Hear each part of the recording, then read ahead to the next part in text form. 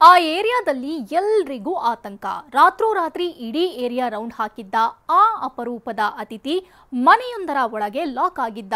ಒಂದೆಡೆ ಸುತ್ತಲೂ ನೆರೆದ ಜನರನ್ನ ನಿಯಂತ್ರಿಸೋಕೆ ಹರಸಾಹಸ ಪಡಬೇಕಾಯಿತು.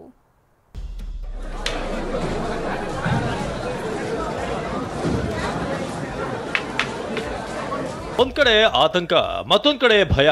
ಅಧಿಕಾರಿಗಳು ಕಾರ್ಯಾಚರಣೆ ನಡೆಸ್ತಿದ್ರೆ ಜನರೆಲ್ಲ ಗುಂಪುಗೂಡಿ ನೋಡ್ತಿದ್ದಾರೆ. ಹೇಗೆ ಸೆರೆ ಹಿಡಿತಾರೋ ಅದ್ ಹೇಗೆ ಹೊರತರ್ತಾರೋ ಅಂತ ಕಾಯ್ತಿದ್ದಾರೆ. ಯಾಕಂದ್ರೆ ನಗರದ ಹೊರವಲಯದ ಈ ಮನೆಯೊಳಗೆ ಅಡಗಿರೋದು ಚಿರತೆ.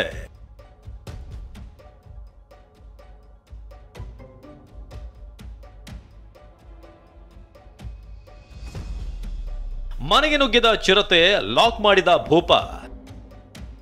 5 ಗಂಟೆ ಕಾರ್ಯಾಚರಣೆ, ಸಿಕ್ಕಿಬಿದ್ದ ಚುಕ್ಕಿ ಸುಂದರಿ.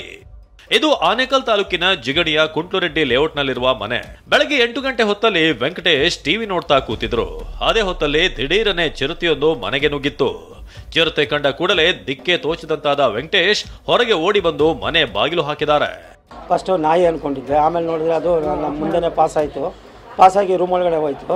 ಅವಾಗ ಕನ್ಫರ್ಮ್ ಆಯ್ತು ಅದು ಹೋಗ್ತಾ ಇರ್ಬೇಕಾದ್ರೆ ಚಿರತೆ ಅಂತ.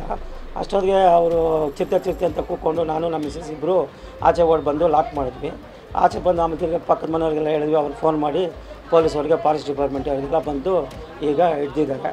ಚಿರತೆ ಕೂಡ ಹಾಕಿರುವ ವಿಷಯ ತಿಳಿತಿದ್ದಂತೆ ಜನ ದೌಡಾಯಿಸಿದ್ರು. ಮಧ್ಯಾಹ್ನದ ವೇಳೆ ಪಶುವೈದ್ಯಾಧಿಕಾರಿ ಕಿರಣ್ ಟೀಮ್ ಎಂಟ್ರಿ ಕೊಟ್ಟಿತ್ತು.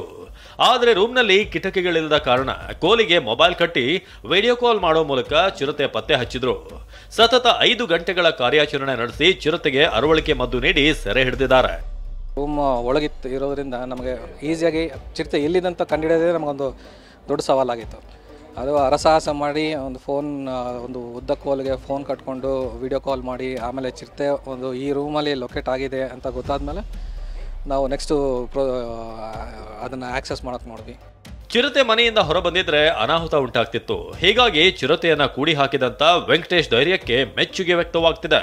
ಜನರಿಗೂ ಕೂಡ ಚಿರತೆಗಳು ಆಗಾಗ್ಗೆ ಪ್ರತ್ಯಕ್ಷ ಆಗ್ತಿರೋದು ಭಯ ಹುಟ್ಟಿಸಿದೆ. ರಾಮು ಜೊತೆ ಶಾಂತಮೂರ್ತಿ, TV9 ಆನೇಕಲ್.